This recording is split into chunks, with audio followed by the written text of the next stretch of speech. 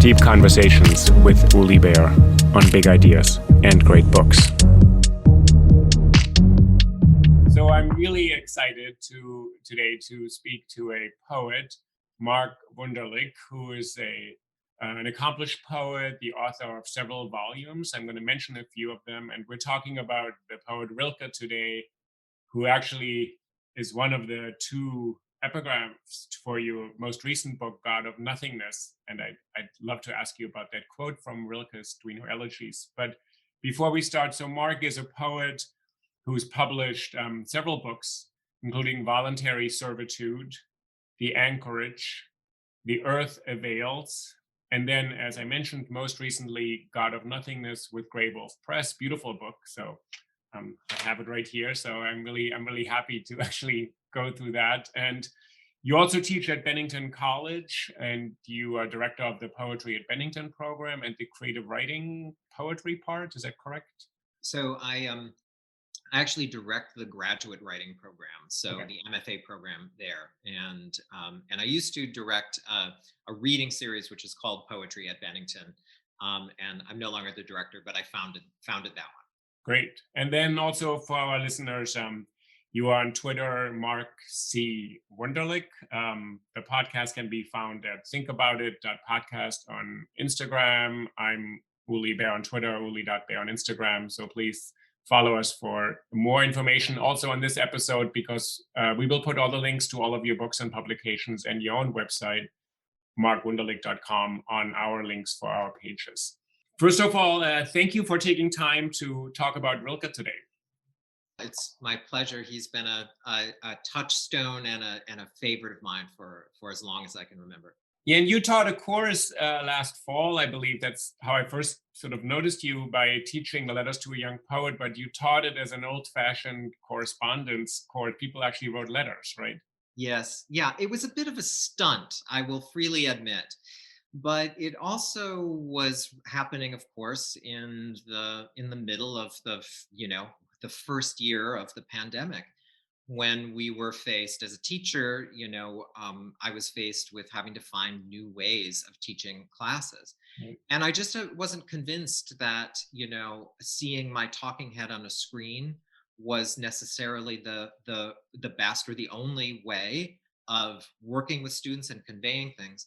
And as a director of a low residency MFA program, which has really been modeled on this idea of kind of deep and sustained correspondence over a period of time, I wanted to see if that would work with a literature seminar and with undergraduates. And so I just, we were given great latitude at Bennington to come up with new ways of teaching during this time. It's a progressive liberal arts college, and they said, what do you want to come up with? And I proposed to do it entirely through the postal mail. Oh, wow, nice. So, and then you took Letters to a Young Poet as a model, or as a kind of starting point for your students? That was really the kind of genesis, as I thought about these. As I've read those letters and spent so much time with them, and of course, I think it's like a 3-volume complete set of all of edited Rilke's letters, and he wrote thousands and thousands of letters in his lifetime. I mean, there are so many of them. Many of them are just as dull as they can be, and some of them are transcendent. Some of them are gossipy. Some of them are they really transport you to this time. And I was just thinking about my undergraduate students at the college, and wondering if they've ever actually had an experience of writing long letters, right, and sending them in the mail. Of course, what I didn't anticipate, how could we have, was a sort of systematic effort by the federal government to sabotage and really dismantle the post office in order to prevent people from voting by mail. So the idea of a correspondence course, of students posting letters, also suddenly became a kind of political, it had this political dimension, and it gained a kind of urgency that excited my students, certainly, and but also created some real problems for us. I will tell you this is the most astonishing thing about it. One of my students is in Poland, and I was very concerned about sending letters back and forth to her in Europe, because I had no idea how long that would take. Her letters were more reliably delivered more swiftly and more reliably than ones mailed within the United States, than ones that I was sending from here in the Hudson Valley to Vermont in particular, which were delayed, sometimes took a week and a half. Hers arrived back and forth from Poland in 3 days.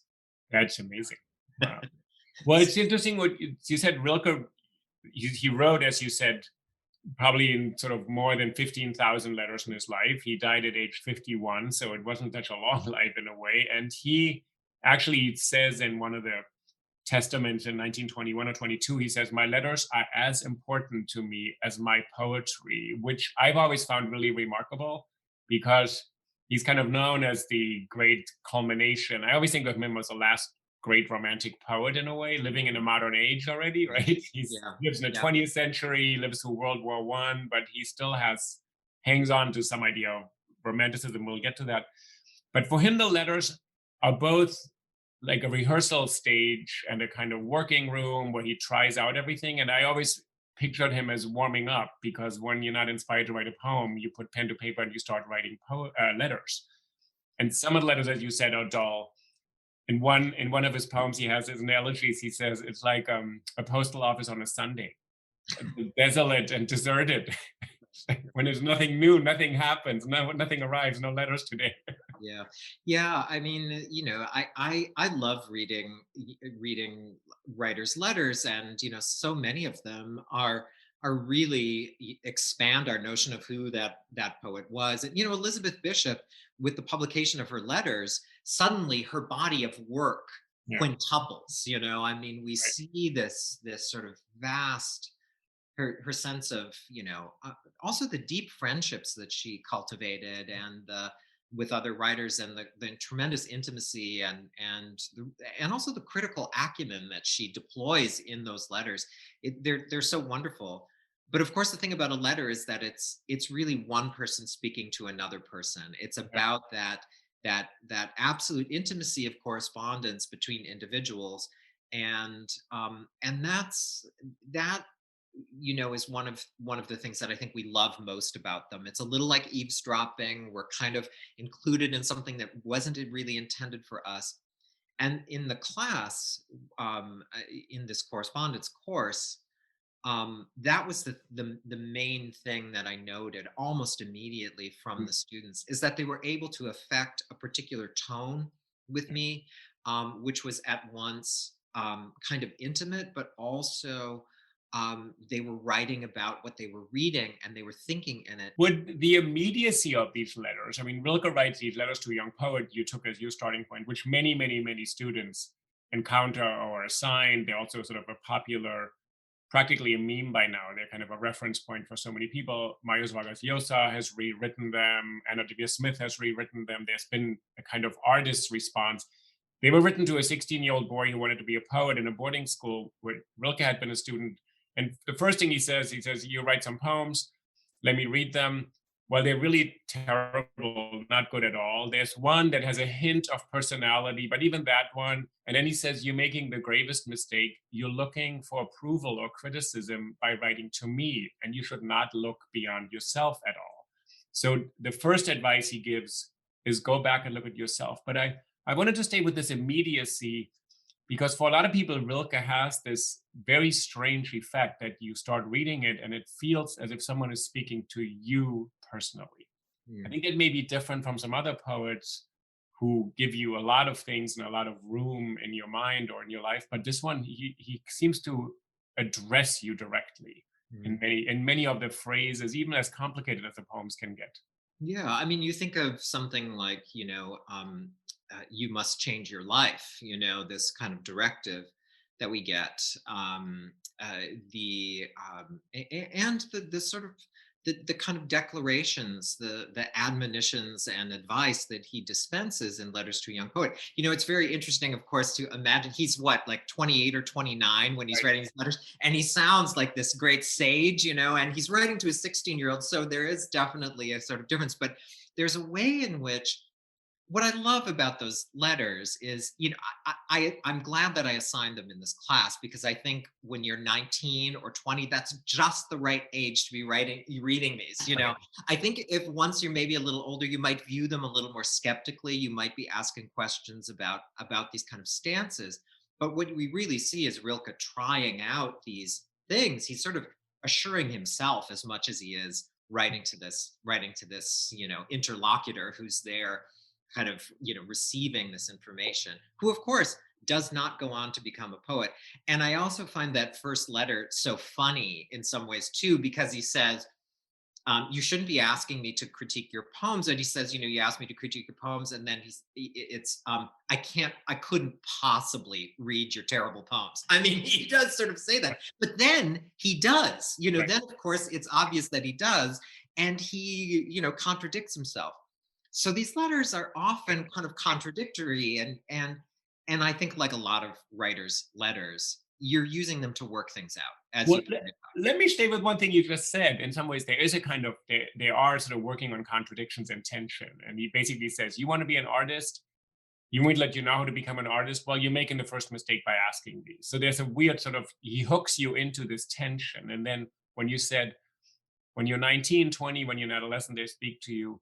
I always think what you just called, where you get a bit more skeptical later on. But Rilke's poetry wants to remind you, you should never become more skeptical of this kind of being moved. You should never let go of this capacity to be passionately for or against something. Yeah, I mean, he talks about that, the idea of the interpreted world, Right, right? And, what is it? Gedeutete is the word, right? So he's right, using that word of, that's the thing that blocks us from being able to see into the open, or openness, das offene, right? So, right, right. and that children and animals still possess that, and we, because we have language to describe things, we assign, there's this sort of veil of culture that comes is interposed between us and that greater experience of sort of spiritual reality, I think is what he's thinking about. So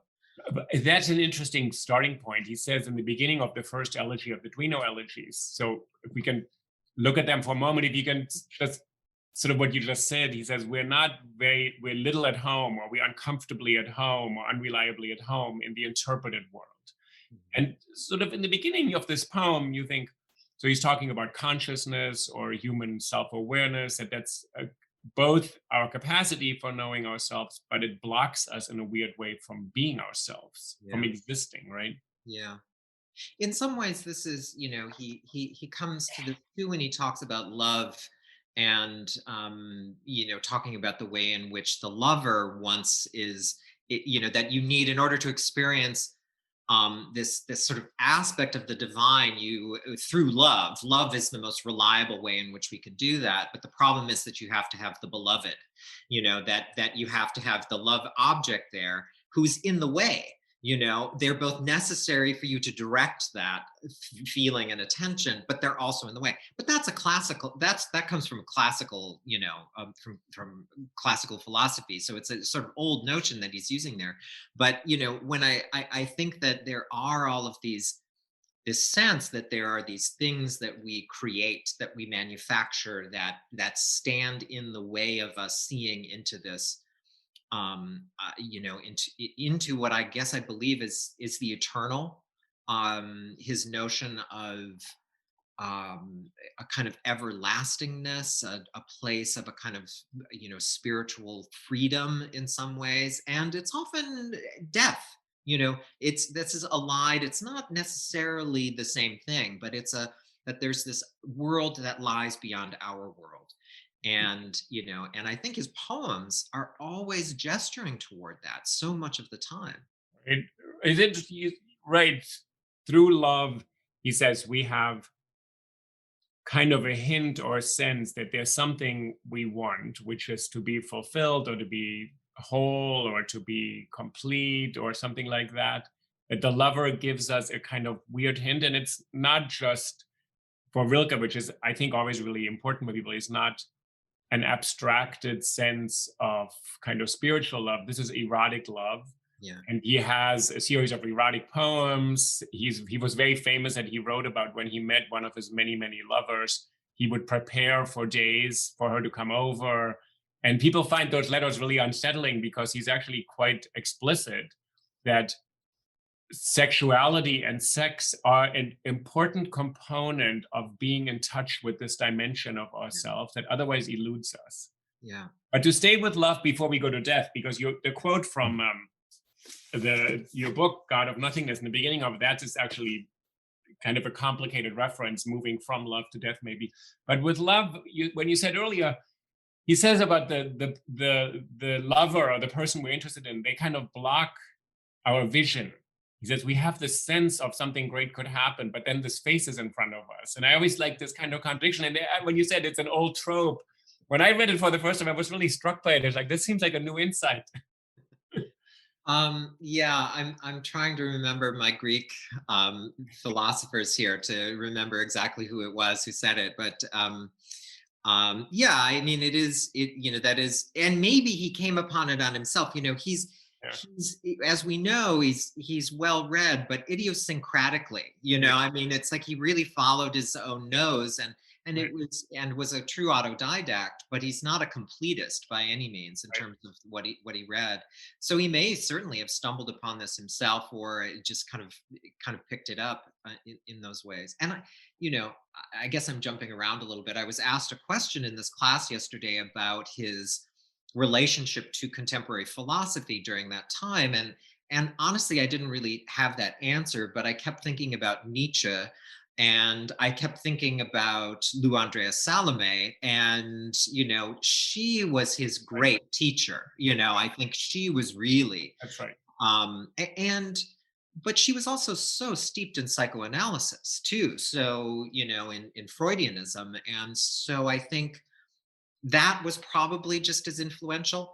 And then I was also kind of remembering that in Duino Castle, when he was there and hanging out, the princess is conducting seances, Right. right? So that she's a spiritualist, she has these beliefs. It's not clear. I can't find anything that Rilke shared those beliefs, but this voice that we get in these poems, Mhm. this sort of posthumous voice, Right. this sometimes kaleidoscopic and shifting voice that happens through here, the idea of these trafficking with angels, this idea of the is it the supernatural, are these metaphors, these are questions. But I think that those are probably the things, theology, psychology, Right. this idea of spiritualism in some way, his interest in Russian Orthodoxy, his Catholic upbringing, the kind of multicultural, multi-religious, multilingual world of the Habsburg Empire. All of that is kind of informing him, and he's taking it in. Whether he was a scholar of any kind of particular philosophy, I can't see it, but it's maybe all over.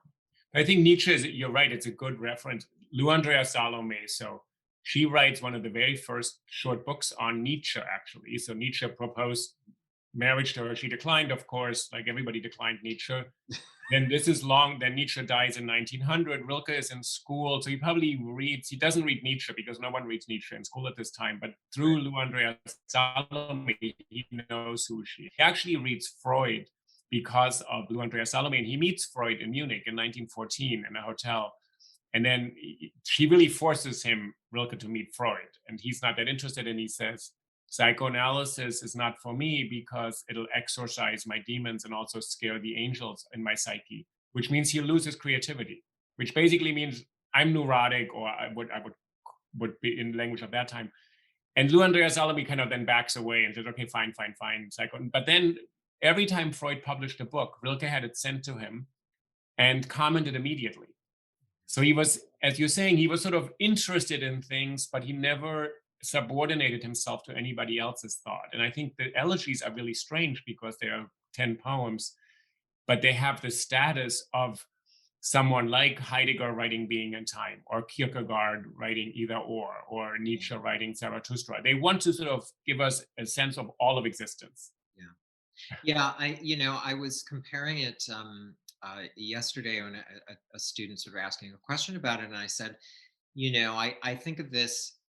I, we you call him sort of the last great romantic poet, but I also think that in the Duino Elegies, Hmm. he becomes, he begins this path toward these are modernist poems, and I think of the Wasteland in particular. I think of the ways in which this might mirror and speak to what Eliot is doing in the Wasteland. It's the sort of shifting perspectives, the movement, the way the poems kind of move and change, the way they are destabilize you as a reader. You're not always sure who is speaking or where this voice is coming from, and that to me seems to be much more of this gesture toward the modern. That's how Rilke is sort of living inside modernism, I think. But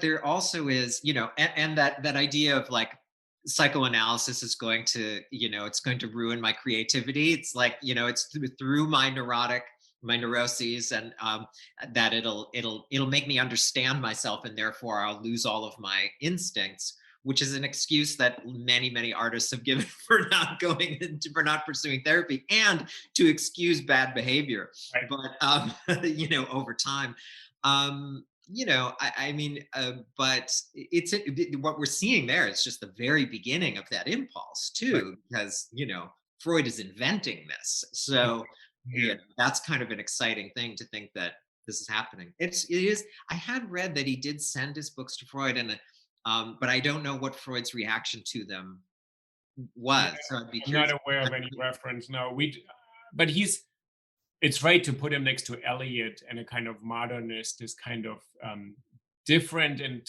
perhaps dissonant and kind of even incommensurate voices, that they're different voices speaking in the poem. Mhm. And the elegy set up, but where I think he's the late romantic, he sets out to answer these big questions where the romantics still believe in creativity, genius, nature, the sublime. Rilke doesn't really believe in anything giving us consolation, except, as you said, love and death give us some sense that something greater exists within our life, not beyond it, not outside. He's brought up as a Catholic boy and kind of renounces the church. As you said, Lou Andrea Salome, I think, shifts him a bit out of that. And he uses the angels not at all in a way Christian mythology uses them.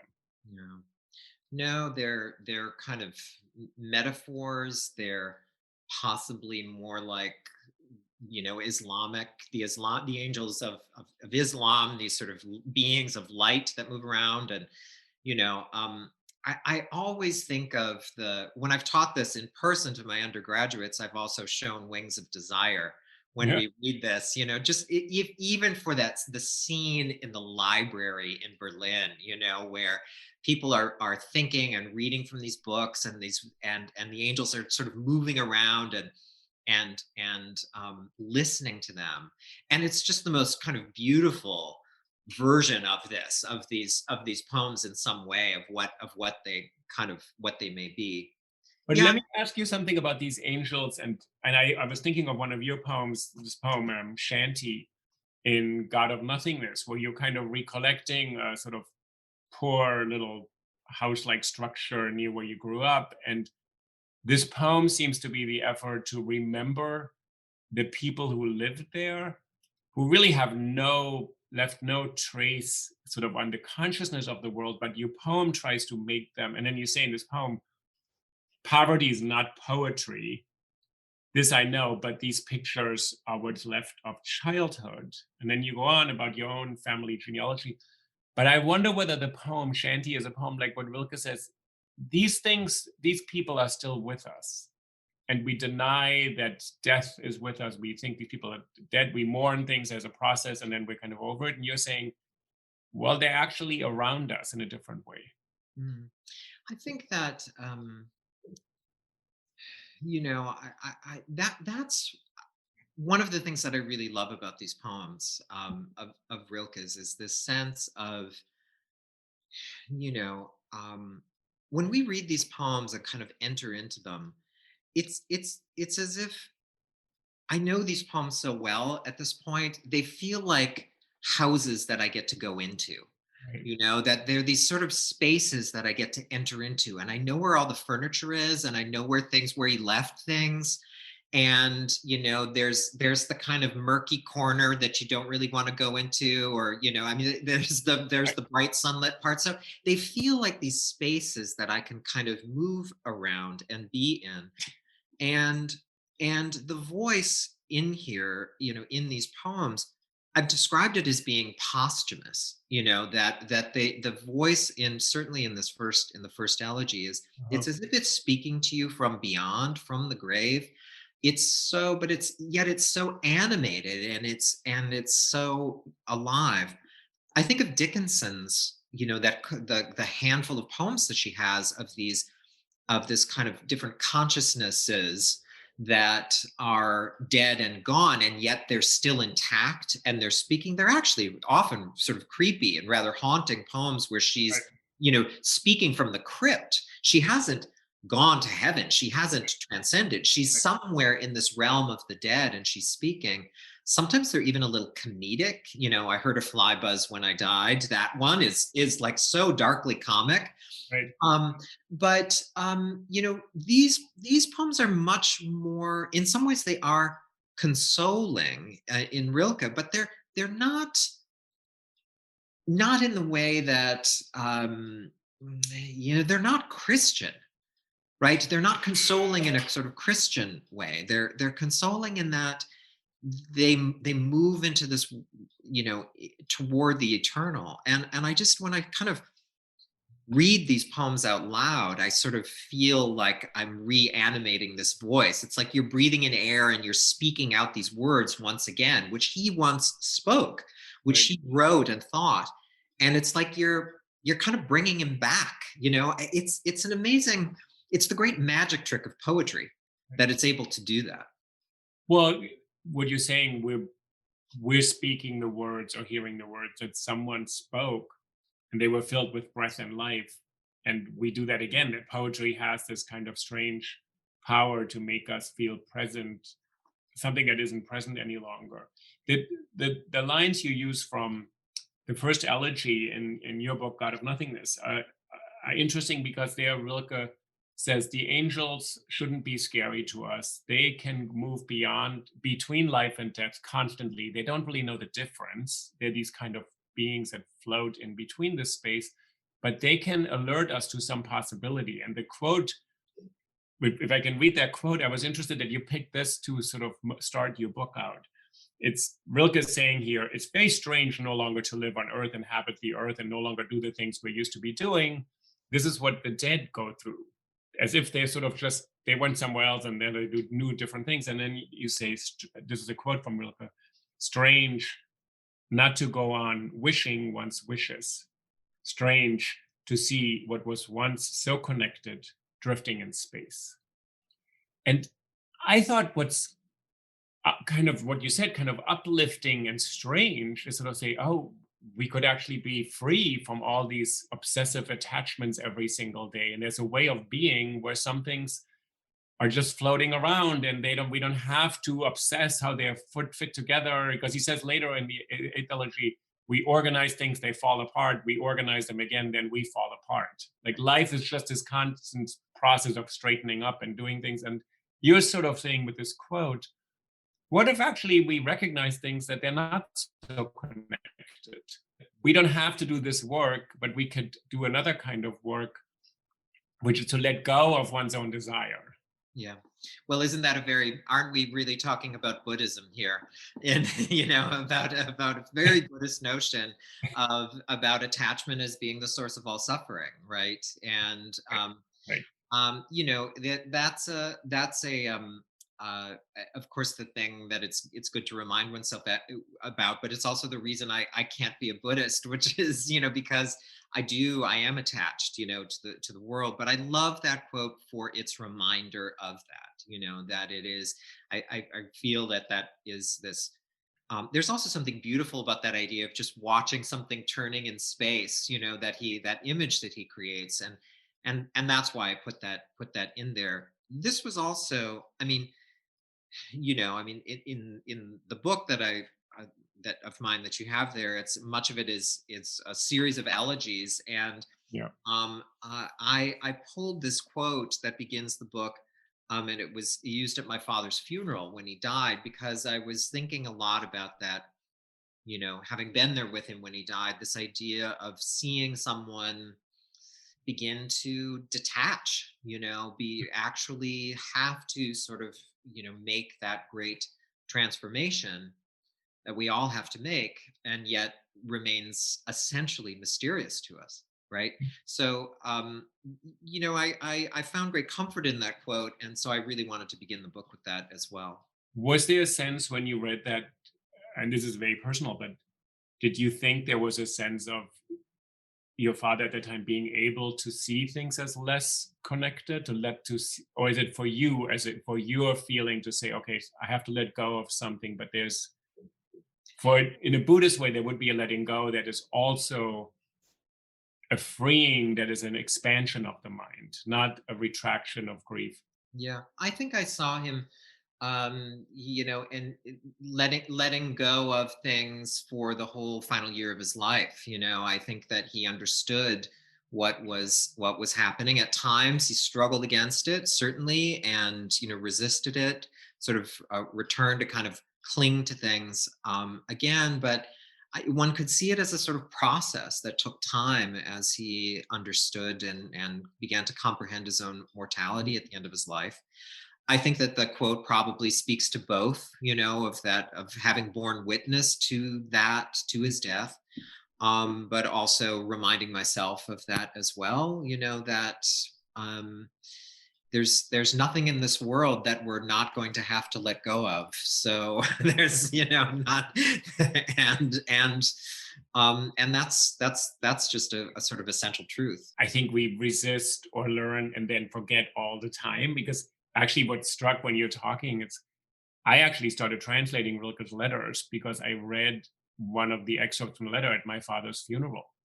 And the letter that I quoted is when it said, when someone who's close to you leaves you, you are left with 100-fold of the tasks that this person could not complete, and you're pressed more deeply into life. And that part of the sentence I didn't understand at all for at least 10 years. Hmm. Because I said, I'm not pressed more deeply into life, I'm removed from life.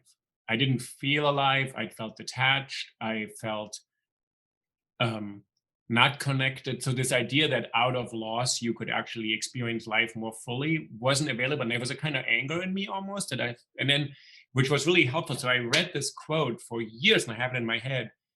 And I know what he meant. And Rilke means not in a dumb way. He said, but pain is an intensification of experience. And as awful as it is, it can allow us to be more alive to ourselves. Hmm.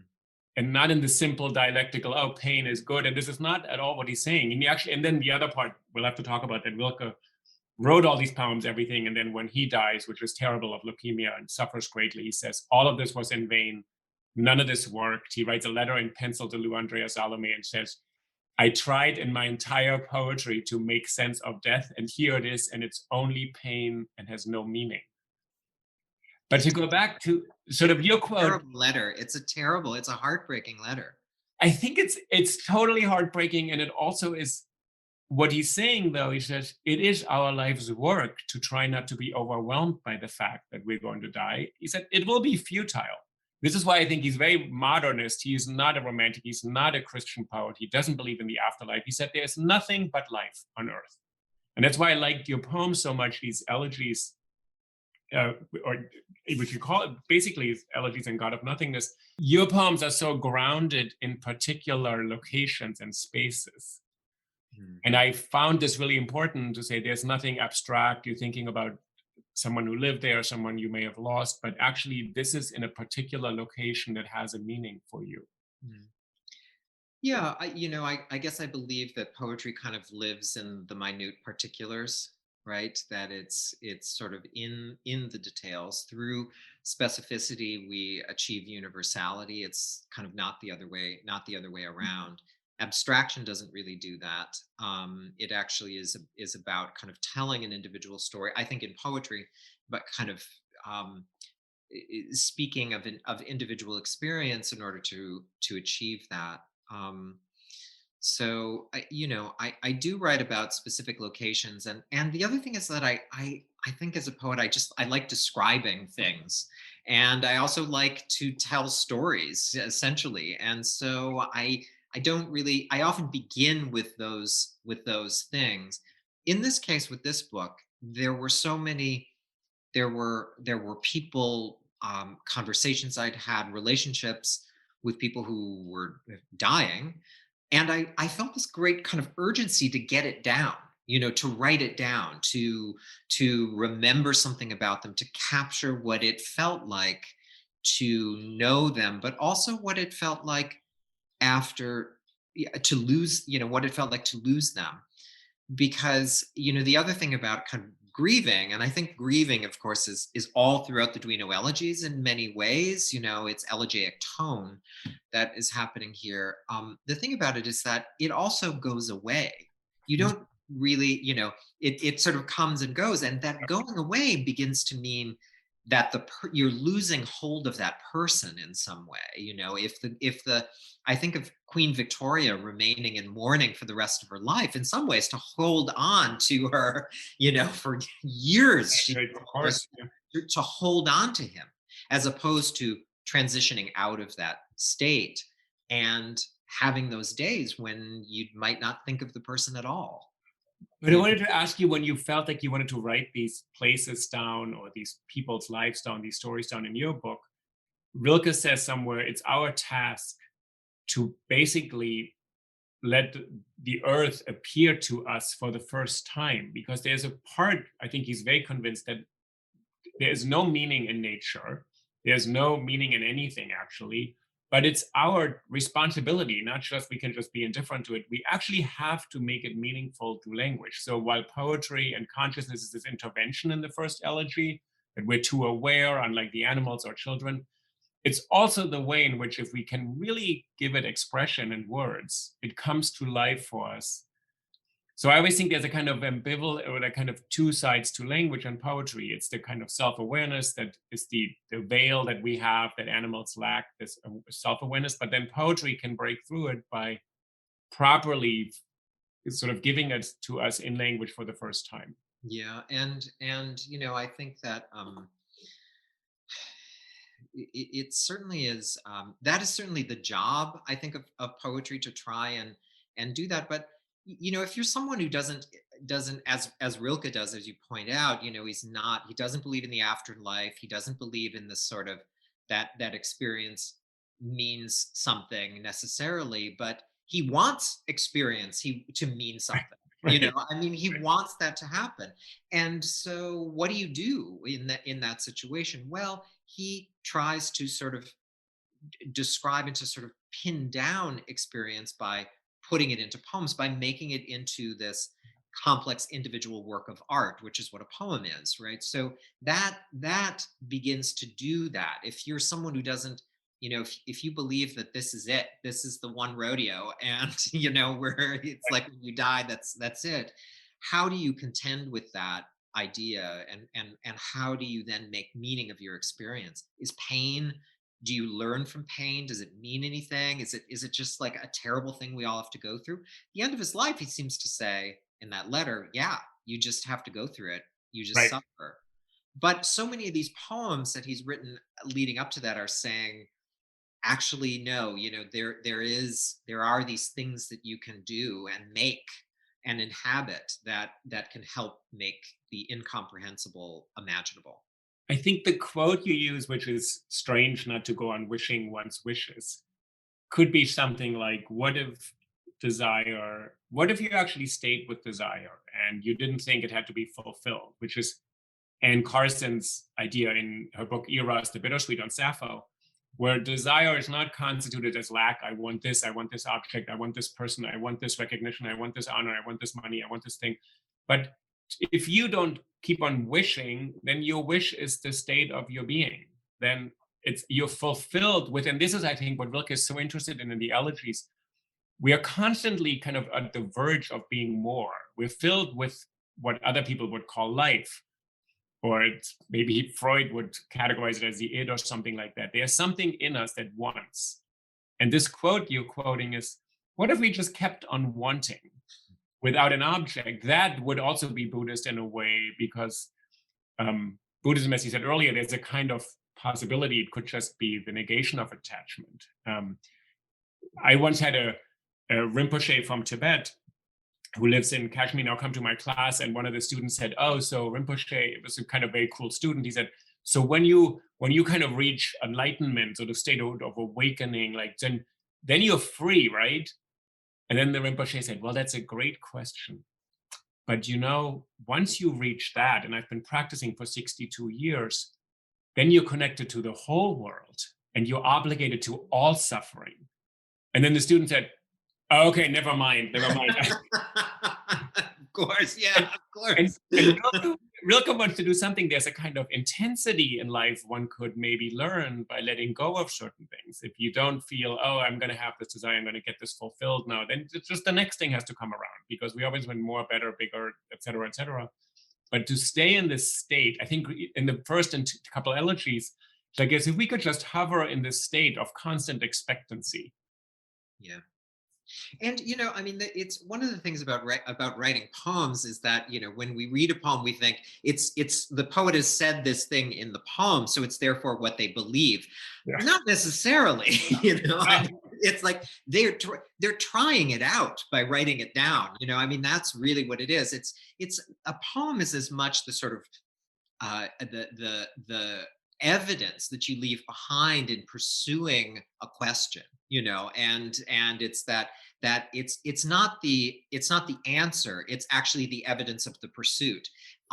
It's the poem is the question itself. Mm-hmm. And that, I think, is so much the case here with within the Duino Elegies, which are so, they arrive at various conclusions, but they're amorphous in so many ways. There's an unformed quality to so much of it, but he's trying out these ideas that he's having, this and they all kind of coalesce, and you can see him having done this over his other poems. These ideas he brings up, you grow your death inside of you, the idea of das offene, the openness, these other things, and then it all kind of comes together in these 10 poems.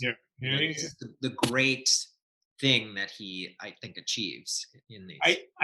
I think you're right, and there's a kind of questioning, and then there is a sense Rilke wants to answer something. When he finished them in 1921, he finally finishes them, which I guess is 100 years ago, right? Is that right? No. Yes. Actually, next February, very important. So Rilke starts him in 1912 in Duino in Italy, and then he writes the first one. He was reading Shakespeare's King Lear at that moment, so he's kind of infused with this like the board thing on a heath, sort of this barren thing, very lonely and isolated individual. And then he writes them, and then he's 10 years later, he finishes them in a few days, and then he writes 50 sonnets to Orpheus, quickly dashes them off. The woman who does his housekeeping at the time, she has to put the food outside, and she said he was standing on a chair and writing sometimes only a word on a page, dashing them off 12 hours a day, wrote 50 poems quickly, and then he was done, and then he transcribed them, and then he sent them to his publisher and said, "They're perfect, you can typeset them like this." Wow. No revisions. Her last name is Wunderlich, as I remember, isn't it? That's right. Shanti Wunderlich. Yeah, she's one of the great patrons, one of his best friends. He has 2 volumes of poems to her. She's a Swiss woman who, and he has a lot of enabling. Actually, what I wanted to say earlier, when you said what poems do, they write their process, not the product. They're kind of searching. A lot of his letters are courtship letters. He seduces all these women, all of them. They literally would get letters, and then he would write them 3-4 letters a day, and they would all fall in love with him through these letters. And this was an important part of what he kind of conjured into reality, these relationships, right? Yeah, there were a lot of girlfriends. Yeah, and they were always really amazing people, pianists, painters, like the really incredible women. And the interesting thing is, all these women, almost none of them felt bitterness or rancor afterwards. The princess, Marie von Turner-Taxis, said much later, I could have bought a bunch more fur coats and diamonds, and instead I sponsored the world's greatest poet. Yeah, I mean, it's, I think of, I was talking about this sort of, a student had a question about, his relationship with his mother, and the way in which motherhood is portrayed in the poems and things like that. And I said, well, I mean, not to, we can talk about what's in the poems and we can talk about his life, and sometimes these things inform each other and intersect, but a lot of times, of course, they don't. But I was saying, like, the one, he loved women, and Yeah, he met incredible, and he had these incredible women in his life. I mean, right, really, these women of great achievement and intellect right. and artistic merit, and it's true what you said. He wasn't. I think he was probably like a great boyfriend to have, a great lover that women really, liked his company. Many of them did, and he was just a great seducer, in the best possible way. And that's lovely. I mean, he was someone, he obviously wasn't intimidated by these women, and he wasn't trying to, you know, best them. It didn't seem like he was competitive with them, is from I what I could tell. I Maybe think I that's really important. I think he's actually quite unusual because he takes them very seriously. Yes. He seduces them. He does. He has many different relationships, but he takes them very seriously. He takes women incredibly seriously, and there's a kind of it's kind of amusing and sort of expected backlash. So Thomas Mann says scathingly, "Oh yeah, Rilke with his adolescent readers and all these quote Jewesses who read him, who's married to a Jewish woman himself." Thomas Mann, he dismisses them. Brecht said, "This bourgeois effete." He keeps on saying Rilke is so effete. They keep on disputing his masculinity because he takes women seriously, and then they're kind of angry because he's also super straight. He actually loves women. Yeah. So the male poets cannot really abide him, and they're also incredibly jealous because he is an incredibly famous poet in his lifetime. People write to him from all over the world, and I always love the fact he responds to schoolgirls. He writes this incredibly moving correspondence to a 16-year-old girl who falls in love with a 25-year-old woman, and her family wants to basically put her into psychotherapy. And he says, but this is much more than sensuality. This is a possibility of love, and you must honor it and take it seriously. And but it's a schoolgirl. Right. It's not a patron, not a princess. So he has his opening. I think the in the Elegies, what's interesting when he says, in love, we have this capacity not to just live our lives and expend ourselves. There's a kind of reciprocity. Because he says the angels, there's the model of the angels in the second elegy, which I always loved. He said, we kind of basically are like a hot meal and steam rises off us, or we breathe into space and it never comes back. And the angels, they recapture their magnificence, Yeah. but they're not static. It's a weird kind of magnificence in constant change and becoming. And that's, I think, not the Christian angels, which are these kind of rock solid sort of messengers from God. His angels are totally fluid. They keep on changing all the time. Yeah. Yeah. I think of them as, these sort of manifestations of light and change. It's they're a kind of metaphor for that as well. It's they're never really quite embodied. He's never describing them physically. They're not, they don't exist that way. And of course, the eh, you know just what I mean, one of my favorite lines, "Ein jeder Engel ist schrecklich," is of course, it's just the most. It sounds so marvelous. It's so it's like it's beautiful, and Yes. it's that and terrifying, right? So that I think is very much biblical. This idea of that we always have these examples in the Bible of when angels are appearing. They are these often alarming, terrible, frightening. Um, Sometimes they're just sort of passing, and not drawing much interest from the crowd. But sometimes too, they do.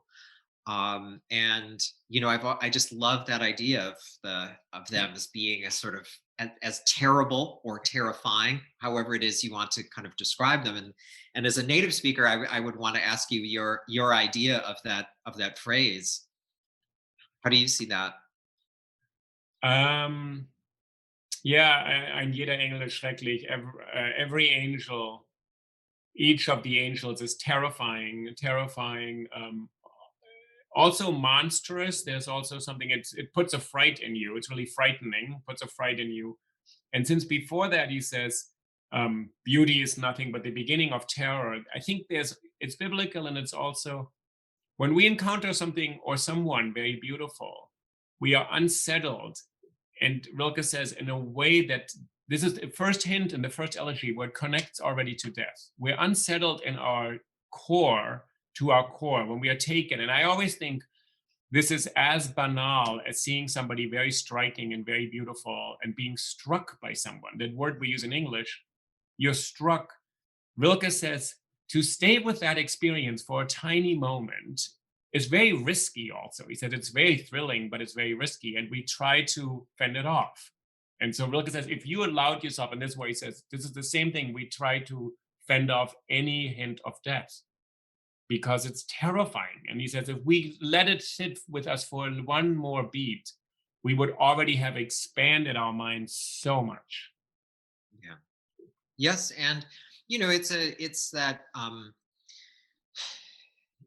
several things that come to mind here. Of course, he's trafficking in romanticism here with the idea of the sublime, of beauty Right, and terror being linked. right. But of course, the thing about beauty is and he writes about human beauty and physical beauty too in so many of the poems, but we also know that it's ultimately unfair. That beauty is sort of it's sort of created. It happens. We all know it when we see it, but it's not something that is. It's not an achievement. It's not something you work for. We understand that it is this thing that just kind of gets sprinkled around, and therefore it arrives unfairly, mysteriously, Mhm. and yet we're drawn to it. It's magnetic. And um well, and as we said earlier, though, Rilke was not a traditionally beautiful person, not very handsome in a way, no, but the women thought he was the most spectacular, magnificent being they'd ever met. They really, you kind of read them and you think they're not seeing the same person. no. And there's a couple of photographs of him where you see where he has this really, there's a sort of slyness to him, and you see a kind of look at it and you think, oh, I see it there. You can kind of see the appeal. And there's that wonderful description by Stefan Zweig, where he's trying to see something. I'm trying to recall it exactly, but there's a convent, and the two of them wanted to see something in the convent, but it's closed. And so they show up at the gate, and the nuns, he charms the nuns, and they open up the doors for him, so for him to be able to look in and see. There was a painting I think they wanted to go see, or an altarpiece, something, and they let him see it. And it's a very evocative and wonderful scene, a recollection of what he was like. And I often sort of think about that, is charming his way into the closed convent. Exactly. He's talking his way into the heart of these nuns, of all things, which is Yeah. Yeah. if I wanted to ask you one specific thing about the eighth elegy, and I know you're teaching a course right now, so you're probably not there yet, but it's considered a very important one about the animal, and Yes. you referred to this earlier. There's this line that he says, "There's always world. We always have world around us, and never nothing without, or nothingness without nothing." This idea being that animals live in a kind of unencumbered non-consciousness, sort of just state of becoming, whereas we try to fix it all the time, know where we are, and see the world around us. This is the moment where probably the elegies are the most philosophical in a way. And we know that Heidegger very movingly stopped proofreading the galleys of being in time in 1926 when Rilke died. And he and Husserl spent a week reading Rilke's poems. I Mm. mean, the thought that a poet would pass away today and anyone would take time out of their day to even read 10 lines. So this is Rilke, so he's so important. But in Yes. this, what do you make of this? That he's saying the animals, when you look into an animal's eye, they look back at openness, and we look at that animal. Well, I love this poem so much, and these ideas about consciousness here, and about the idea of time, really, Mhm. and can is it possible now? Of course, there is some evidence that animals do have a sense of this. Some of them have a sense of this. Elephants and other creatures do, but he's speaking about this, the being free of that, being free of the sense of one being tied to time and to mortality. And I think he's also speaking about the way in which, you know um people who love animals used to love people. Isn't that a sort of phrase that is often that sometimes you hear? And I think of that too, the idea of why are we drawn to animals? What is it about them that we're so Mhm. connected to and drawn to? Why do we want them in our life? Why is the history of human evolution so bound up with them? Mhm. And there are these animals that, of course, are in our heads, and they're in our heads and we're in theirs. I think of dogs and horses and other Right, animals like that we've domesticated, where right, we have this sort of interaction. But when they do look at us, um, they are it's unclear what they're seeing. It's very unclear right, what it is they're seeing. And yet we look at them and we recognize something. There is something recognizable. They're like us, but they're not like us. Their consciousness is unreachable to us. right. And that creates an unsettling relationship, and yet a relationship that we keep returning to over and over again. And of course, the way he describes it, immer ist es Welt und niemals nirgends ohne nicht. It's such a beautiful turning. He's sort of rhyming and turning this Right, phrase here. right. And it's unclear to me. All of the translators struggle over this line. You see people coming up with different ones because you think, what is he actually saying? You hear it in German, and it's about this kind of rotation of these words, this returning of these words, echoing each other and repeating. And that, how do you Yeah, convey that exactly in English? The idea of the echo and something repeating, yeah, something unsolvable, unresolvable. That's what I sort of take from that phrase. yeah, yeah. No, it's really, you're right. It's kind of has this kind of internal echoes, and it's like almost three times the same word. And he says nothingness without not, without negation. He Rilke was very funny. He was fascinated by Einstein. He loved Einstein. I didn't know He that. would he would follow the newspaper reports, and he said, "Another triumph by Einstein, who's convincing the world." And at the last elegy, in the 10th elegy, he says something about being in space. There's always this kind of interest in space. So I think of this line of there's nothingness without nothing. And in the last elegy, he says, "We would be almost baffled when something happy falls," meaning the earth, he said, plunges through space. We think there's an up and a down. He says, if we only knew for one moment there's no up and there's no down, that actually up is down and down is up. And another poem, which is, they're very beautiful poems earlier, one about a ball, kids or people throwing a ball. He says, at the moment the ball is at the highest, the apex, it's free. It's not falling, it's not rising. Or when we're on a swing, that moment of weightlessness. So he was always really interested in this weightless experience of having no negation, but not being dead. Yeah, well, there's that marvelous moment in Orpheus Eurydice Hermes where he's describing the descent into the underworld, and there's a moment where the lake and the sky are reflecting each other, or the sky is reflecting the lake is reflecting the sky, and it sort of inverts. The way he describes it, it's like you're entering down into this world, and there's this strange moment, and everything is silvery the way he describes it there. The world is sort of the underworld is kind of lit, almost moonlit, sort of silvery. And there, we encounter Eurydice, who is now so fully distributed, so fully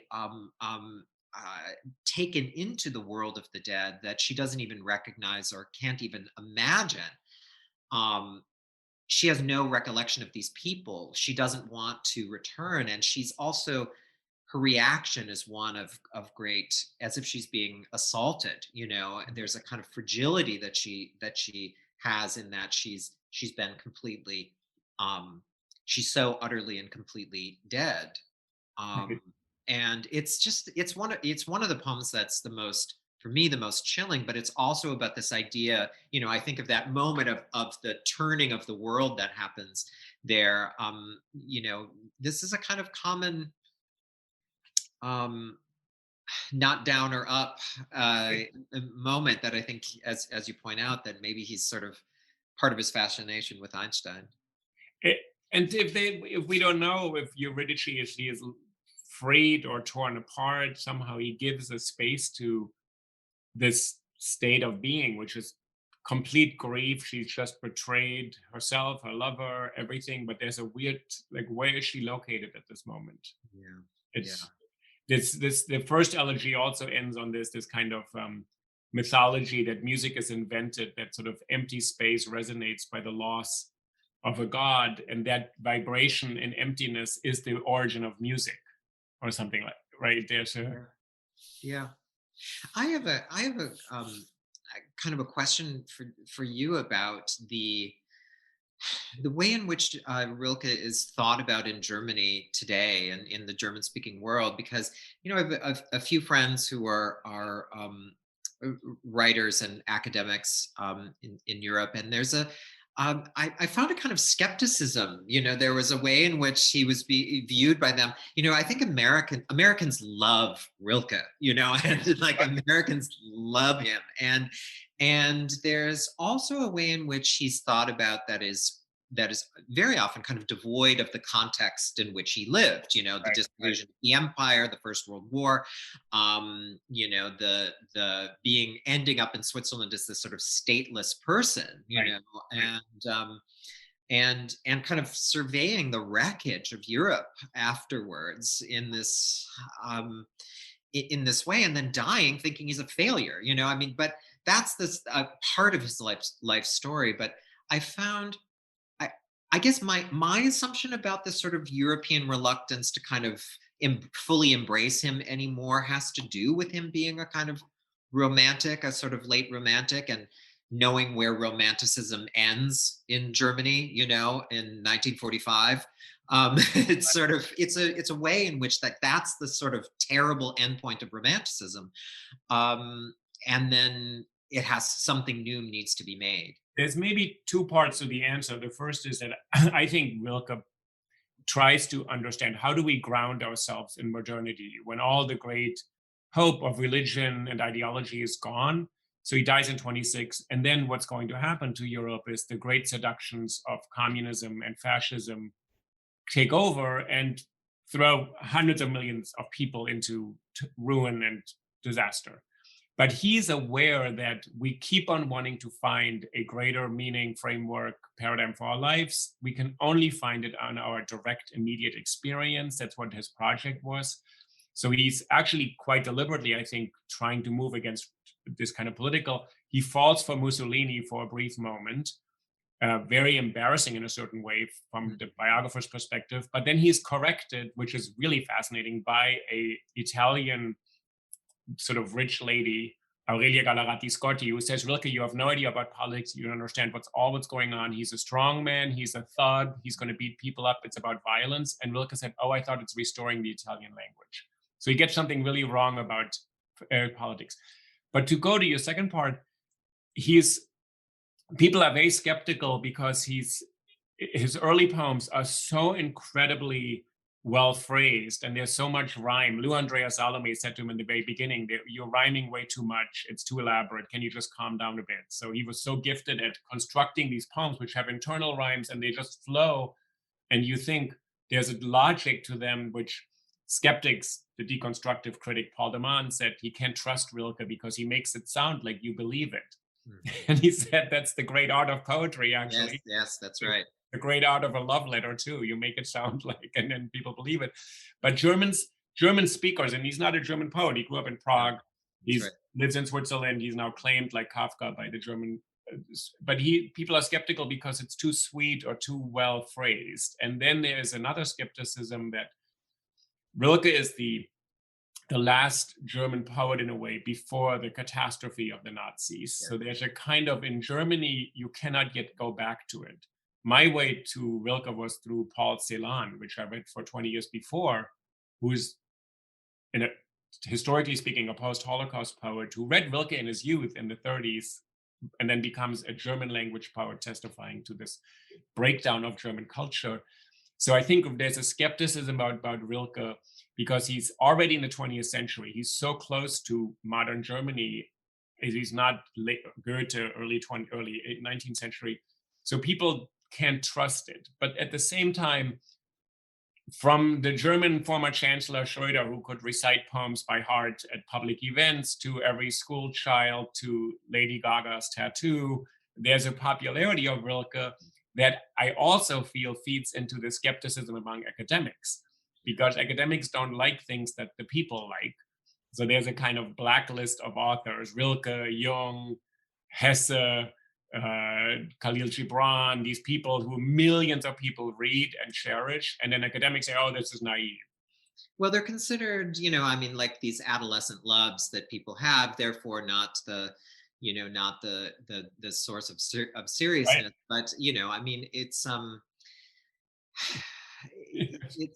yeah, I've sort of several thoughts about it, and certainly in thinking about Ceylon, Ceylon becomes so influential for European poets after the war. I mean, he's like he's that's the sort of track that goes. I was very interested to see the consternation with which literary Europeans dealt with the announcement of Louise Glück winning the Nobel Prize, Right. because I mean, when she writes about flowers and people think that they're, they thought Novalis, when they see that and they can't imagine that that still exists in this, that track still kind of existed as it has done and flourished in the Right. United States.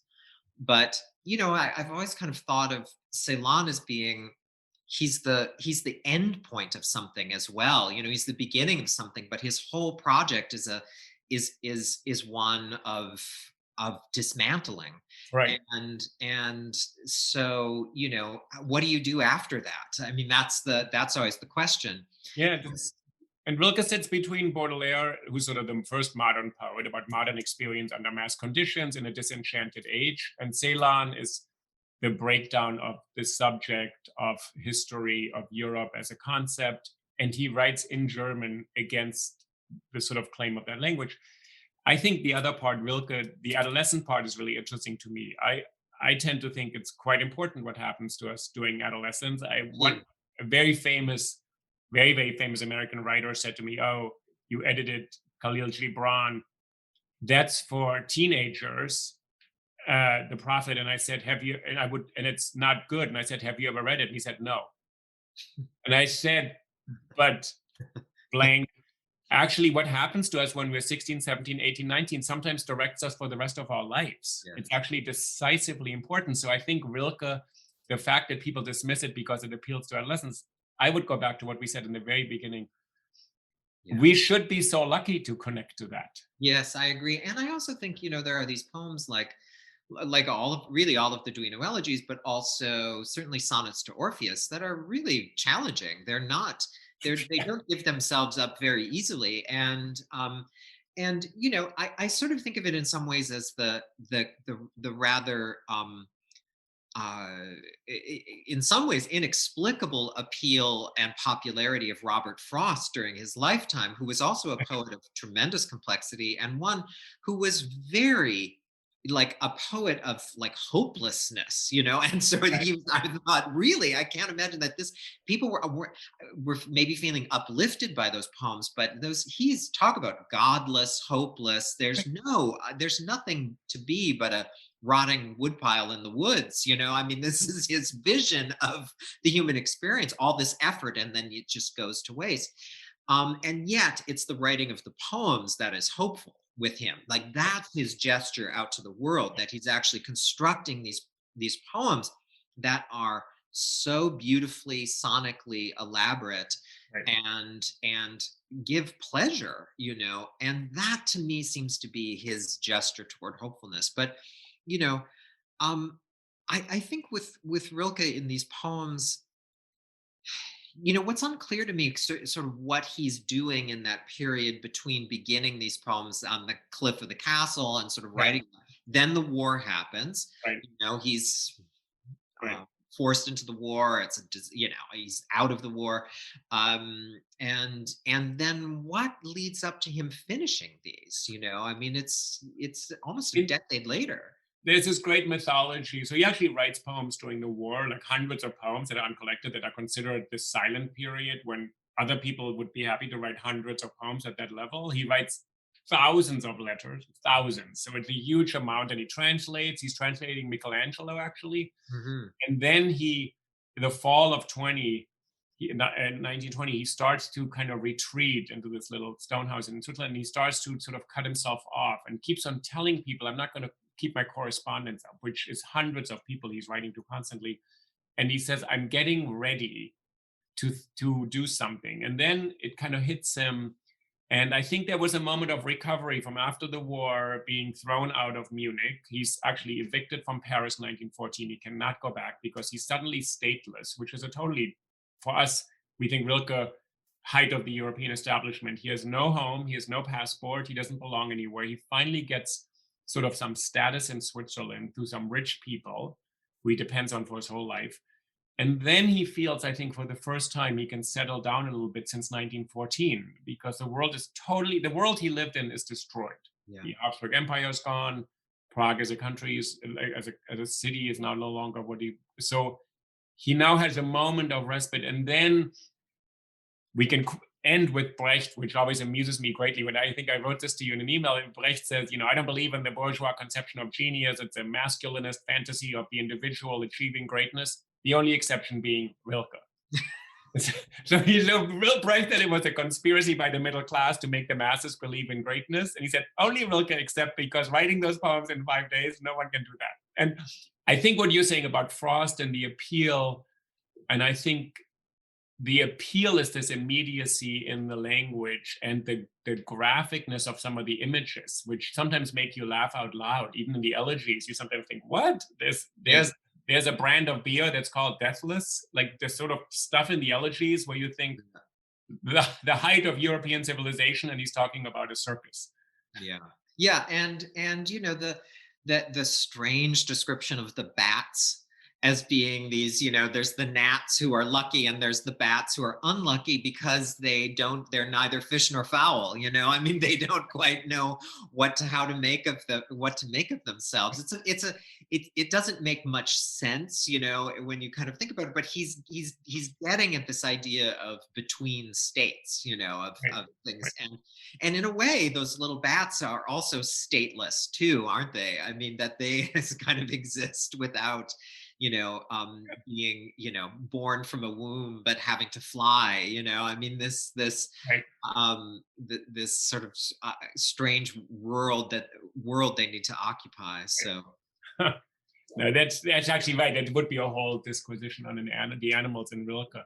I want to thank you, Mark, for being part of this. We could obviously go on a whole nother set of other poems. But I want to remind our listeners again, you can be found at, it's Mark Wunderlich is your website. On Twitter, it's Mark C. Wunderlich. The podcast on Instagram is thinkaboutit.podcast. I'm uli.baer, or Uli Baer on Twitter. And please check out the information, because we're going to put the references to your books, Mark, and to the things we talked about in the notes to this episode. Well, thank you so much for this conversation. It was a real pleasure. Think About It. Deep conversations with Uli Baer on big ideas and great books.